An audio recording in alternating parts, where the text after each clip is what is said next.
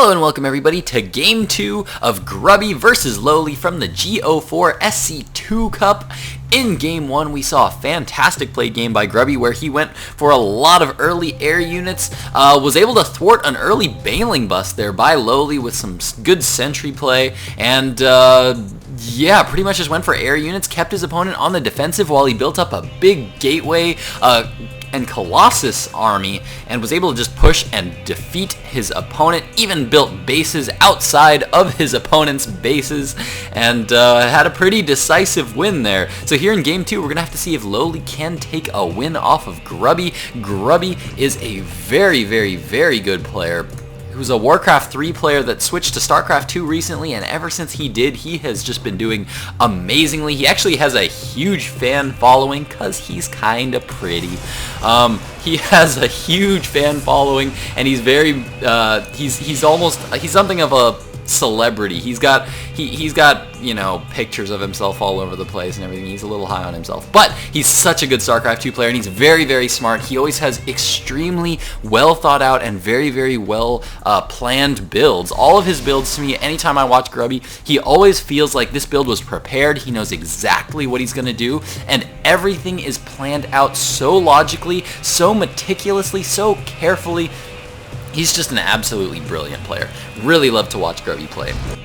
Now, I haven't even introduced the players yet in this game, huh? But I think you know who they are just because I've been looking at them for so darn long. Spawning here in the bottom right position as the green Protoss, we have Grubby.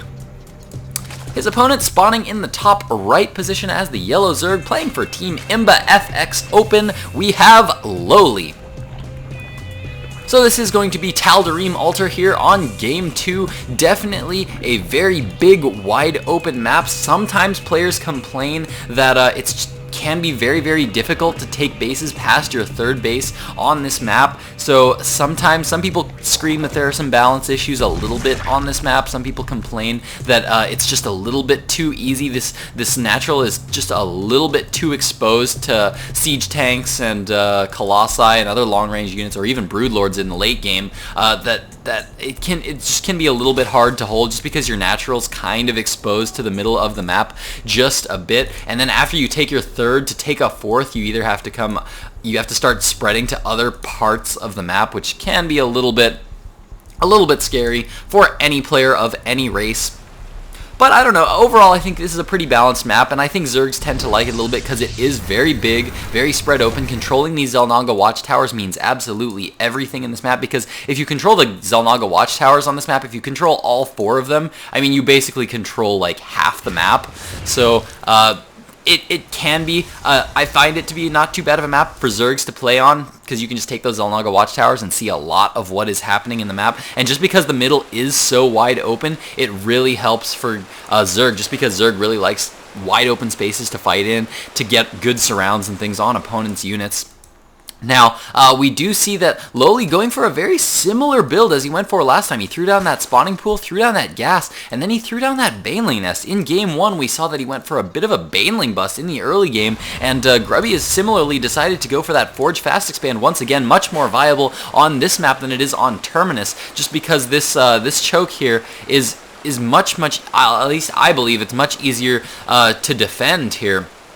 Then on Terminus, of course, you don't have that destructible rocks that lead into your natural expansion through your third on this map. Also, that makes it a little bit easier. And we do have a lot of Zerglings on the way right now here for lowly, so it looks like he might be going for that baneling bust once again. It didn't work out so well in Game 1, but we're going to have to see whether he can break the front of Grubby in Game 2. There we go. Lots of banelings now being morphed in here for lowly. I don't know about this. Grubby was definitely prepared for this last time. He's gone for the exact same build. He's got one Zealot, and he does spot those banelings with that one Zealot, so he's now just going to be pulling back. And there we go, now he is throwing down photon cannons. Notice this photon cannon placement. Look at where he's placing it. He's placing it back here because he wants to reduce baneling splash damage. He wants this photon cannon to have to use as many baneling detonations as he can. The pylon's going down there, and oh, beautiful force field there goes down for Grubby. I think there was an actual hole there. It looks like one Zergling managed to slip in there, but that is all that managed to slip in, as that sentry was so quick with that force field. Grubby so good with his timing, able to take and place down that force field very fast. And is there still a hole there? I don't think there's still a hole there. It kind of looks like it, but I don't think there actually is any kind of a gap there. But it looks like loweLy is going to try to break this front. He's got more Zerglings streaming to the front, not producing any more right now. Looks like he's transitioned pretty much back into drones. Saw that there were a lot of cannons at the front. This is going to be really, really hard for him to break. So it looks like he's going to be settled for just wandering the map, keeping a little bit of map control, because loweLy definitely has the map control at this point in time. Now, let's check out that harvester count right now, because I'm actually curious to know. Anytime you see a lot of Zerglings get produced early in the game by a Zerg player, you always want to check the harvester count afterwards to see where you are if you're a Protoss player. If a Zerg opponent goes for that kind of a big attack like that, you want to watch your replay and you want to go, how was he in harvesters after that? Like, was he way behind? And as we can see, he is going to be a little bit behind. Grubby is going to be 37 harvesters to the 28 of loweLy. That's because Zerglings are very, very inefficient in terms of larvae. Larvae are super critical in the early game for Zerg. You want as many of them to be drones as much as possible. And if you go for that early aggression with lots of those Zerglings, then you want it to do damage. Just because, I mean, I don't know. Let's check out the units lost tab right now. Yeah, we can see that he lost quite a bit of units already, and all of those could have been drones, so he could have been way more ahead in the economy. But as we can see, he is not, and Grubby actually going for a very similar build as he went for in game 1 as well. Whoa, they're chrono boosting on the empty Stargate. There we go. Now he actually went for a double Stargate this time. In game 1, he only went for a single Stargate, but as you can see, he went for a double Stargate here, so he's going to be producing those Void Rays and Phoenixes here much quicker than he was in game 1, and so far this is turning out to be an exact replica of game 1. I mean, this is really, really similar. I think in game 1, Grubby did throw down a few more gateways instead of the second Stargate, but now, whoa, lots of Void Rays now coming out here for Grubby, and it looks like loweLy's just going to be trying to take his third expansion while he gets up more drones. Spore Crawlers now going down as well. Now, did he actually scout those Stargates? No, he didn't. He's just throwing down those for safety's sake. He's got more Queens on the production tab as well, so it looks like he's going to be trying to... Whoa, what's he doing there? Going to lose a lot of Zerglings kind of carelessly there. Really shouldn't have been doing that, as there's just really not enough surface area. Only about, I think, 2 Zerglings can be attacking that photon cannon from this angle right now, and that is not the way you want to attack that photon cannon. Zerglings are actually very good at taking down photon cannons if they can get a good surround on them. If they're only attacking on one side, those photon cannons will tear Zerglings apart. 2 Zealots now coming into the base here of Grubby. These are basically scout Zealots at this point. I mean, he's just sending them in just to see what kind of defenses his opponent has right now. He's going to see that the Queen count is a little bit high right now. As we can see that loweLy's been getting a lot of Queens. 4 Queens are currently up right now, and he does have these Spore Crawlers up, but man, the air forces of Grubby right now are so high right now. He's got a couple of Phoenixes right now in the unit counting station. We can see that he's got 3 Phoenixes currently out on the field, as well as 3 Void Rays, and now, oh no, this Spore Crawler is just a little bit out of position. These Void Rays are now just focusing down drones. Lots of drones going down to these Void Rays. Grubby's going to let these Void Rays take some shield damage while he takes out some more drones, and then he's just going to pull back, taking no hull damage there. Love that play there from Grubby. Beautiful control there. Really taking advantage of the fact that Protoss has those shields that recharge. As you can see, that one Void Ray that took so much damage is recharging its shield so fast, and now so many Overlords are now being focused down here by Grubby, and look at that, forcing a supply block there out of loweLy, 60 food to 54. He is now heavily supply blocked. These Void Rays are all fully charged now, gonna start to focus down those Queens. More Spore Crawlers frantically trying to go up here for loweLy. Macro Hatch going down as well, and this third is now up, and I don't think Grubby is quite aware of it. Now picking up those Queens and manages to lose some Phoenixes there a little bit carelessly. He's actually starting to take a lot more damage than I like here. Grubby taking kind of a lot of damage here, but still in a very threatening position right now, and he is way up in harvesters. 57 harvesters to 42. Back in the main base of Grubby, he's going for a lot of sentries. Definitely a good play here. This is a defensive move here by Grubby. As he gets up more gateways, these sentries are very, very defensive. He can force field off, prevent any kinds of big counterattacks, and in the meantime, he is going to start to focus down this third base. It looks like he did manage to take out the Spore Crawler that was here, and now these other Spore Crawlers are going to go down. He needs to cancel that. No, he didn't cancel it. He's going to lose the 100 resources from building that Spore Crawler, and now imbaLoWeLy in an absolutely terrible position. Going to lose his third expansion. Doesn't have a Hydralisk Den up yet, and he's going for the same form of defense he went for last time. He's going for the Infestation Pit. I don't know how I feel about that. It did not work out for him in Game 1, so here in Game 2, I don't know how well he's going to be able to deal with this, because Grubby once again is building up this big gateway army back home, while this air force keeps him on the defensive. We do now see the robotics facility going down here for Grubby. I'm sure we're going to see Colossi coming up on the way here very shortly. He knows he's way ahead right now, being able to take out this third. Look at this. He's even sending a Scout Phoenix, wants to be 100% sure that his opponent is truly as dead as he thinks that his opponent is right now.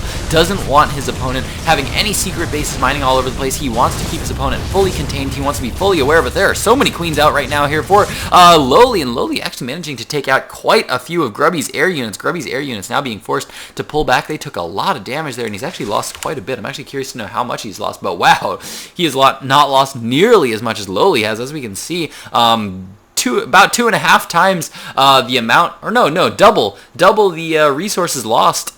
LowLy has lost about double the resources that Grubby has lost.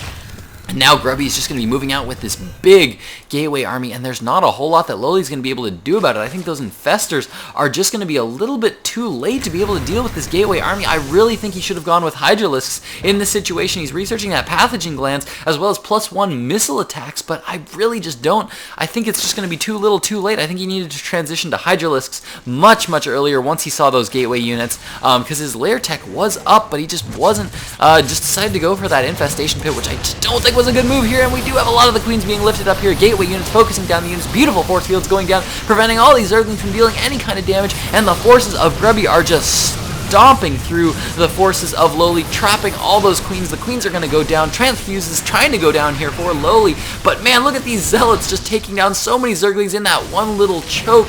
So strong here by Grubby. More force fields going down, preventing reinforcements from the main as he starts to focus down all the buildings in the natural expansion here. And do we have actually those flying units? No, those flying units are just kind of chilling back. It would be kind of nice to see those flying units moving in and trying to deal damage to the main expansion there. But whoa, there we go. Now they are going to come in and start to pick off those queens. It looks like they are going to manage to get an infestor down before it manages to get a fungal growth off. The infestor does fall, and look at Grubby now with the smart play. Takes out that natural expansion, and he's not just going to go for the kill right now. He knows he's way ahead. He doesn't need to just go for the throat right now. He wants a guaranteed win. He's going to pull back.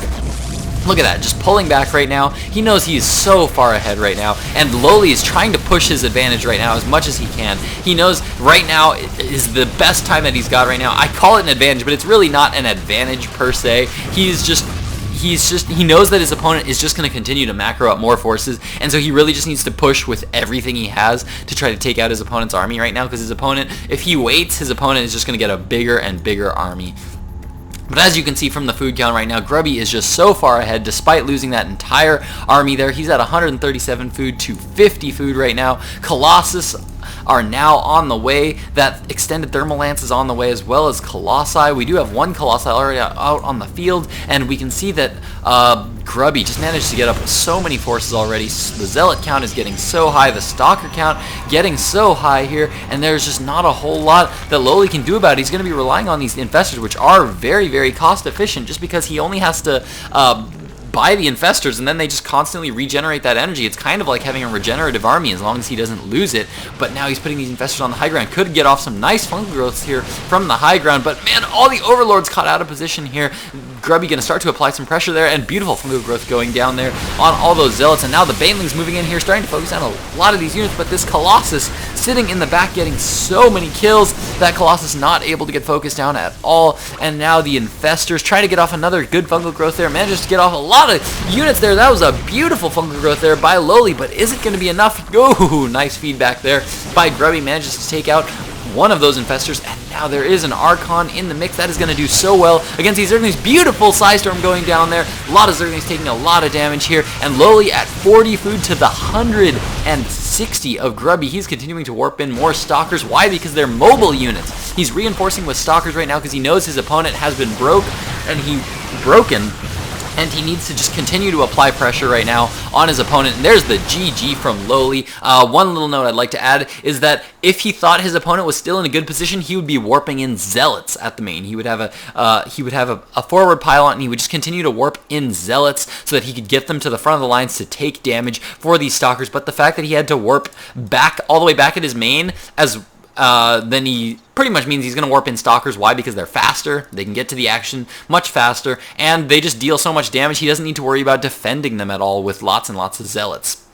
So, beautiful play there by Grubby. Grubby does take the best of 3 in a astonishing 2-0 series. Well played game there by Grubby. I hope you guys enjoyed that game. If you did, please comment, please subscribe, please thumbs up, do all that good stuff. And that's going to do it for me, guys. Thank you guys so much for watching. Glitch out.